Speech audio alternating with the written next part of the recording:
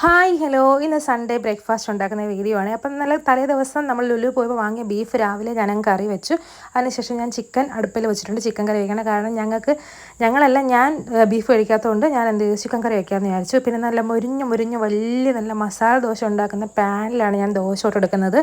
നല്ല മുരിഞ്ഞ ക്രിസ്പി ദോശയാണ് കേട്ടോ. അപ്പോൾ ഈ പാൻ എവിടെ നിന്ന് വാങ്ങിച്ചു എന്ന് വെച്ചാൽ, ഞാൻ കൊല്ലം ഗ്രാമവികസന നിധി എന്ന് പറഞ്ഞാൽ നമ്മുടെ വേളമ്മാനൂർ വർക്ക് ചെയ്യുന്ന ഒരു സ്ഥാപനമുണ്ട്. അപ്പോൾ ഇവിടുന്ന് നമുക്ക് കിച്ചൺ യൂട്ടൻസിൽസ് ഒക്കെ നല്ല ലാഭത്തിൽ കിട്ടുന്നുണ്ട്. അപ്പോൾ അവിടെ നിന്ന് ഞാൻ മിക്ക എൻ്റെ കിച്ചണിലെ സാധനങ്ങളെല്ലാം എടുക്കുന്നത്, ഈ സ്റ്റൗ ഒക്കെ എടുത്തേക്കുന്നത് അവിടെ നിന്നാണ് കേട്ടോ. അപ്പോൾ അവിടെ നിന്ന് ഞാൻ വാങ്ങിയതാണ് ഇത്. അപ്പോൾ നല്ല കംഫർട്ടബിൾ ആയിട്ടുള്ള സംഭവമാണ്. നല്ല മുരിഞ്ഞ ദോശയൊക്കെ ചുട്ടെടുക്കാം. അപ്പോൾ ചിക്കൻ സ്റ്റൂ ഇവിടെ റെഡി ആയിട്ടുണ്ട്. അപ്പോൾ തട്ടിക്കൂട്ട് സ്റ്റൂ ആണ്, അതിനകത്ത് ക്യാരറ്റ് ഒന്നും ഇട്ടിട്ടില്ല. തട്ടിക്കൂട്ടിയതായതുകൊണ്ട് തന്നെ കയ്യിലുള്ള സാധനങ്ങളെല്ലാം വെച്ചിട്ട് ഞാൻ ചിക്കൻ സ്റ്റൂ അങ്ങ് റെഡിയാക്കി എടുത്തു. കാരണം ഇനി മറ്റവരെല്ലാം ബീഫ് കഴിക്കുമ്പോൾ എനിക്കിനി സങ്കടം വരരുതുള്ളൂ. നല്ല ക്രിസ്പി കണ്ടോ, മുരിഞ്ഞ നല്ല അടിപൊളി ദോശ റെഡിയാണ് അങ്ങനെ. അപ്പോൾ ചിക്കൻ സ്റ്റൂ ഞാൻ അവിടെ കടുക് വറുക്കാനായിട്ടൊക്കെ അടുപ്പിൽ വെച്ചിട്ടുണ്ട്. ഞാനിത് ബുക്കാറോ ചിന്നക്കുട്ടിയും സൈഡിൽ നിന്ന് വിളിക്കുന്നുണ്ട്.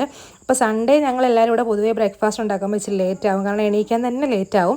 10 മണിയാവും ഞങ്ങൾ ബ്രേക്ക്ഫാസ്റ്റ് കഴിക്കുമ്പോൾ. അങ്ങനെ ചിക്കൻ എന്തായാലും റെഡിയായി. ലാസ്റ്റ് ഞാൻ കുറച്ച് മല്ലിയിലയും കൂടെ അതിനകത്ത് ഇട്ടിട്ടുണ്ടായിരുന്നു. അപ്പോൾ നല്ല ടേസ്റ്റി ക്രീമി ചിക്കൻ സ്റ്റൂ റെഡിയാണ്. അപ്പം ചിക്കൻ സ്റ്റൂവും ചപ്പാത്തിയും കൂട്ടി ഞാനൊരു പിടിച്ചു. അപ്പോൾ എനിക്കിന്ന് ചപ്പാത്തിയായിരുന്നു, ഞാൻ ദോശ കഴിച്ചില്ല. അപ്പോൾ അങ്ങനെ അത്രയേ ഉള്ളൂ നമ്മുടെ വീഡിയോ. ഇഷ്ടപ്പെട്ടാൽ ലൈക്ക് ചെയ്യുക, കമൻറ്റ് ചെയ്യുക, സബ്സ്ക്രൈബ് ചെയ്യുക. അപ്പോൾ അടുത്ത വീഡിയോ കാണാം. അതൊരു ടാറ്റാ ബൈ ബൈ.